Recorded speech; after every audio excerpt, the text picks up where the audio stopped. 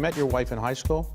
We met in 7th grade. So you didn't date around when you were in the 7th grade? You just... Can you explain how you kind of invented high-yield bonds? To de-risk America, you don't want to be dependent on a handful of banks. You came down with prostate cancer. I had lost 10 relatives. What is it that you did that helped to change the way we finance health? First, you collected data. Any regrets in your financial career? Sure. Would you fix your tie, please? Well, people wouldn't recognize me if my tie was fixed, but okay.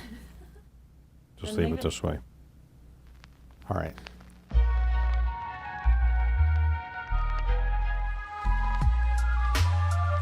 I don't consider myself a journalist, and nobody else would consider myself a journalist. I began to take on the life of being an interviewer, even though I have a day job running a private equity firm. How do you define leadership? What is it that makes somebody tick? You signed the Giving Pledge, agreeing to give away half your money. What did your children say about that? Well, it's interesting. They've been involved in our philanthropic efforts since they were young. And my wife, Lori defines wealth as that she can buy any book she wants. And so I think that's been instilled in our children from the very beginning. You met your wife in high school? We met in 7th grade. 7th grade, and you've been married for how long? Well, we just celebrated our 50th wedding anniversary. Okay, congratulations. Professor? Okay, so you didn't date around when you were in the 7th grade? You just... Well, and we dated maybe once in the 9th grade. Okay. But, you know, she knew who I was, I knew who she was. Okay. She was voted in high school the most likely to succeed, so I wanted to hang around her as much as I could. But what were you? You weren't voted that? I was voted the most spirited, friendliest at that time. Okay, so you grew up in Los Angeles, is that right? Yes. My father was a lawyer and an accountant, and my mom was a homemaker. And yes, I got to work. Anyone who's the child of a person has his own accounting firm, you get to work on balance sheets and tax returns when you're 8. Okay. Did you, at the early ages, were you a pretty good student? Well, I was a very good student, but what they did instill in all of us is that for us to have a meaningful life, at least everyone had to have a chance at a meaningful life. And if our children or our children's children were going to have a meaningful life or a good life, then all children had to feel they had that opportunity. And that was instilled with us. So you go to Berkeley, and you're going to major in science and be a scientist and so forth. What happened? Why did you change? On August 11th, 1965, what became known as the Watts riots occurred. So I didn't have to go to Vietnam. There are armed personnel carriers on the street. The city is on fire. And it took a while for me to convince my dad to let me go and understand what was happening, because I was convinced I knew everything. And I met a young African-American man who was sitting outside looking at a building that had burned down that he worked in. No one would give any financial support to his father or to him because he was an African-American. And it struck me that I thought I knew everything, and now everything that I believed, a chance to succeed based on your ability, not who your parents were, not where you went to school, not your religion, not whether you're a man or a woman, that this individual had made an irrational decision watching the burning down of the building that employed him, and that he felt he wasn't part of the American dream. So I went back to Berkeley, changed my major to finance and business, and was determined to change that so that everyone felt that they would have access to capital based on their ability. You majored in finance and then went right to business school at Wharton, is that right? That's correct. You had the highest grades in the history of the school, more or less? There's that rumor that that happened, yes. Okay. So you graduate from Wharton in 1970, and you're working for Drexel, which is a leading prestigious firm then. But it is said that you discovered the idea, or helped to propel the idea, that investing in what's called high-yield bonds was a better investment than investing in, let's say, investment grade bonds. Is that more or less it? It is. One of the ways I was able to convince the firm was I took a look at the stocks they were recommending. And most of the companies were non-investment grade. So here they're suggesting you invest in the equity of businesses, but not suggesting you could buy preferred stocks, other part of the capital structure. It's, if we look at it today, David, the rating agencies, about the lowest you can be rated before you go bankrupt and then you get a D is a triple C. Well, let's think of three firms that are in the news today. Uber, company's worth tens of billions of dollars, doesn't have a lot of debt relative to its equity. Well, it's rated triple C. You're talking about Tesla, doesn't have a lot of debt relative to its equity. It's rated triple C. Or you can go to WeWork. They're rated triple C. So what I discovered was quite often the future in credit is rated low, even though it's the future. And the real risk lies often in companies that we think of as establishment or have paid dividends for a long time. All right, so you're doing reasonably well, living in Philadelphia, and you go up to New York, you're commuting back and forth? Well, the person I went to work for, who was the chairman, got in a serious accident. And so they asked me to go to New York and set up the bond department in New York for the firm. So I had my 2.5-hour commute each way. And you're doing that, at what age were you? I was 24. You're 24 years old, and they're having you set up their operation to lead their effort in New York? Yes. Okay, So- did you try to look older than 24? Or? It's funny you say that, David. In 1974, I'm in Hartford giving this talk to the insurance companies, and a person said, we have a lot of young people coming up here. We generally don't like to listen to anyone under 30. I said, I fully understand that myself. And so I was 30 for a number of years. So you told people you were 30. Okay, so your father comes down with cancer, melanoma, and you decide you'd want to move back to be closer to him. So you went to people at Drexel and said, I'm moving the operation to LA, whether you like it or not, or is that how it worked? This was an unusual period of time. All these theories that I had at Wharton and at Berkeley, everything that I had studied for from 65 to 74, I was able to apply. And all these theories turned out to be true, and the modern capital markets began. But my mother-in-law had breast cancer, and my father had melanoma, and I could not solve the melanoma problem from my father. So I didn't really get to bask in the sun of your theories in finance and markets and change that occurred, because I now face really the first problem in my life that I could not solve. My father was dying, and I made the decision, we had 2 young children, that they needed to meet my father and spend time with him before he died. And therefore, I was either going to take a sabbatical, or I was going to move the whole department to Los Angeles. Can you explain how you kind of invented high-yield bonds for people to get new companies off the ground? Growth companies, they were denied capital. And so to de-risk America, to de-risk the entire system, you don't want to be dependent on a handful of banks.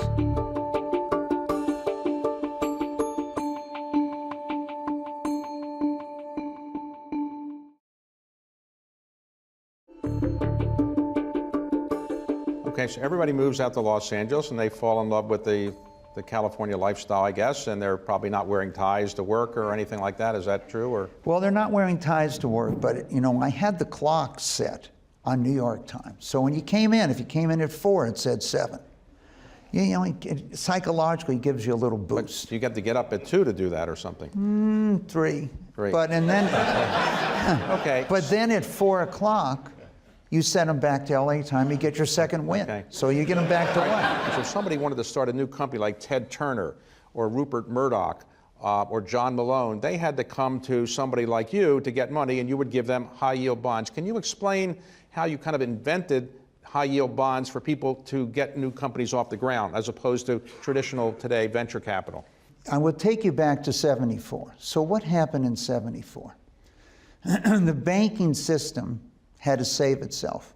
Growth companies, they were denied capital in this period of time. And therefore, once you saw the performance, the decision was you don't want to rely on your financial institution for access to capital. And so to de-risk America, to de-risk the entire system, you want to have 10,000, 100,000 institutions like your own at Carlyle who could invest. You don't want to be dependent on a handful of banks. In 1998, when the Asian crisis started in Thailand, there were 5 banks that got in trouble, but they were providing the capital to everyone in the country. So to understand the future, so if cable is the future industry, of course it's going to be rated very low at the beginning, but if you can find the most talented people and give them capital to grow, and that was really the mixture. Let us go find people that are talented. So when you mentioned Rupert Murdoch, Rupert wanted to build a company. He has passion for what he's done. He almost lost his company when he was in school in England and his father died in Adelaide, and they tried to take his family company. So he remembered that, but he wanted to build something. Ted Turner wanted to build something, and so you're interacting. Craig McCaw, his family was in cable, was in radio, was in television. They were willing to give all that up for cellular.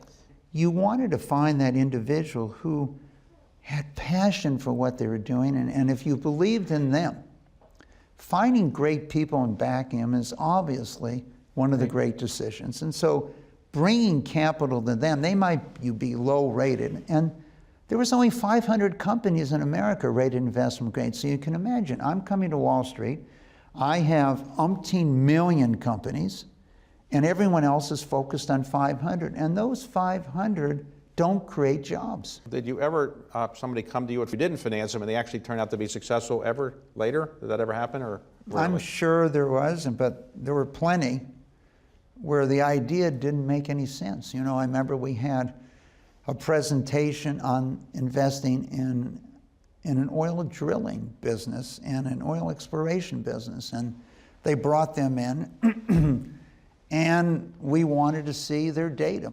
And about an hour into the meeting, I asked them what technique they use, closology. And I think one of the things I've discovered over the years, if you don't understand something, ask what it is. A lot of people don't ask. They don't want to show they don't know. But I had never heard of closology. And so their drilling technique is they see where others drill and they get as close as possible. There's no geology. Okay. There's nothing going on. So we decided not to finance that company. Okay. So you're at the height of your power. You are the most important person in finance in the United States. I think most people would probably say at the time. And then all of a sudden, some people didn't like what you were doing and investigate, and ultimately you leave Drexel at a very important point in your career. You might have thought that I was the most important person, but you know, I don't view that world. The most important person was the person who's responsible for running that business. We can help create the capital structure, but the other person's responsible for the business. We can coach them, we can talk to them. But yes, long before I left, in the mid-1980s, there was legislation introduced in America to ban the deductibility of interest for non-investment grade debt.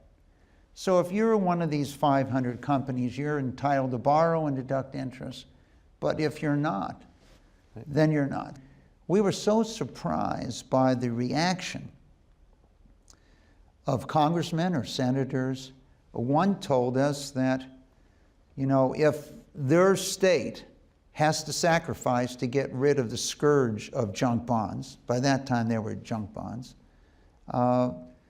that they would sacrifice at that time. So the idea that you were going to deny capital to smaller and medium businesses who were creating at this time 100% of all jobs, was kind of reminded me of the nobility in England with the mercantile class, where you went to the king and said, okay, we can no longer compete with these businesses or this people, so therefore you have to deny them access to capital. You ultimately left the company and you started different businesses, and then you came down with prostate cancer. You were told that you didn't have very long to live, is that right? It spread through my body, so I actually had to lay down for almost 24 hours and think about it. I had lost 10 relatives to cancer, and so I had to think, okay, what can I do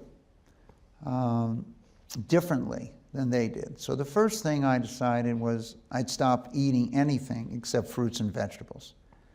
This idea that it may be something that I was eating was accelerating the growth of cancer. Second, I'd reduce stress. I had just come out of an extensive, stressful period, me versus parts of the US government. And so I started meditation, and I had to do something different to survive. I went and visited Qi doctors in China, healers from Russia, witch doctors in Africa, Indians in the Northwest Amazon.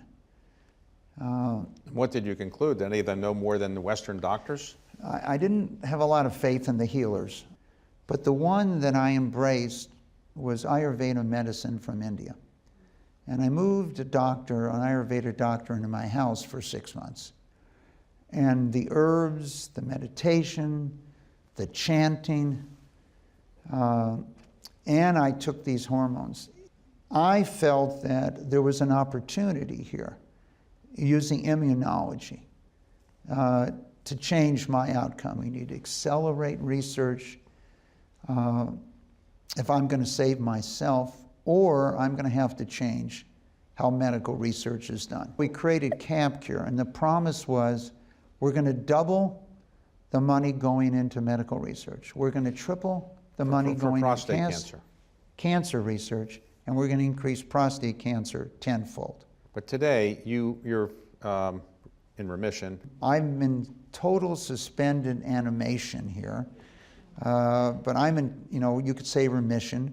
I've now celebrated my 25th year. The death rate from projected levels has fallen by 82%.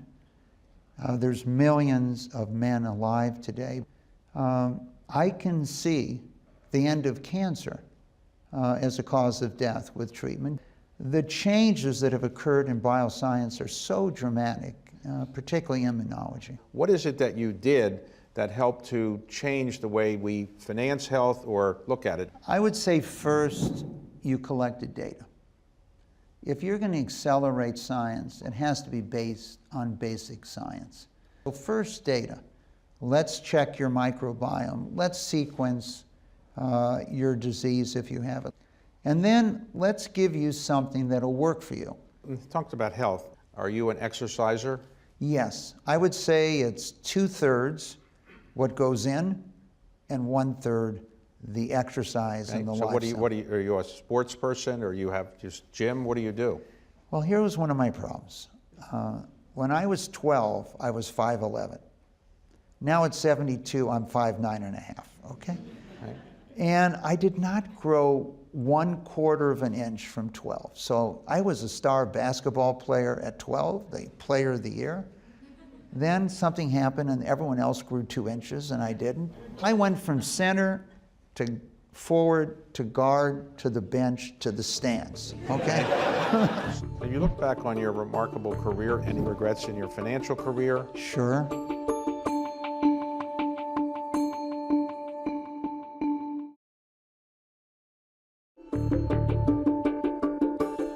Let's talk about other things you're doing in philanthropy. You've been very involved in education. Why is education so important?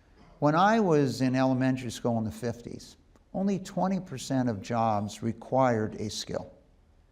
Today, whether it's a skill or a semi-skill, 80 to 90% of jobs require some skill, some knowledge. And I think When we studied education in the 1970s, what we discovered was the United States was the most educated country in the world. And so other countries have now caught the United States and passed. And so, yes, we are the leader in higher ed, and as you know, as the former head of trustee of so many of them today, but we are strained in many ways in education. So our whole emphasis in our foundation was education.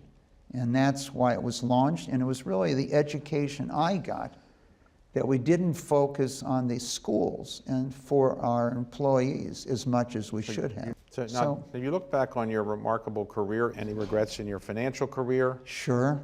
There's a few people I wish I would have never met, Right. okay? Or a few phone calls I wish I would have never returned. But I think also, I regret that the American public didn't understand. Almost every person is high-yield junk. You know, when things started coming from Japan in the 60s and 70s, everyone said they were junk. It's junk. And then all of a sudden we felt by the 80s the quality of their products and cars was better. Everything coming out of China was junk. The American public didn't understand they were talking about themselves. 60 million jobs being created by non-investment grade companies in the latter third of the 20th century, minus jobs being created by investment grade companies. And I think going forward, you know, I'm going to devote a large percentage of my time here to the American, what I call living the American dream. Now you're creating a center for the American dream. So why don't we conclude with what do you think the American dream is all about? I think the American dream, which is so unique, is a chance to succeed based on your ability, you're willing to work hard, your knowledge, your insight, which is one of the most valuable qualities. Now, I can't tell you how depressed I am when I see that 26% of Americans under 30 think they're going to have a better life than their parents. A long time ago, it was 90% of Americans. So why do they feel that way? Why do 50% of Americans under 30 think socialism might be better than the free enterprise system? You can see socialism in Venezuela playing out. And so something is missing. And I think as I've been focused on it, one, it's hope. What I see is a large percentage of Americans don't see that hope. They have their student loans that are burdens for their entire life. Even if you go bankrupt, you can't get rid of your student loans. We have to eliminate student loans. We have to find another way to finance college. Two, someone tried to take their parents home in 2008 or 9 or 10, or they lost their home. So their interaction with our financial system, they haven't really seen the benefits of it. We need to make sure that the financial system is working for them. It needs to, and it should. And it starts with education, and it starts with health, and it starts with access to capital. So for me, I'm going back to where I was 50 years ago. Thank you very much for doing that, and thank you for your time today, and very remarkable career. Thank you, Mike. Well, thank you, David. Okay, thank you. Thank you. Thank you. Okay.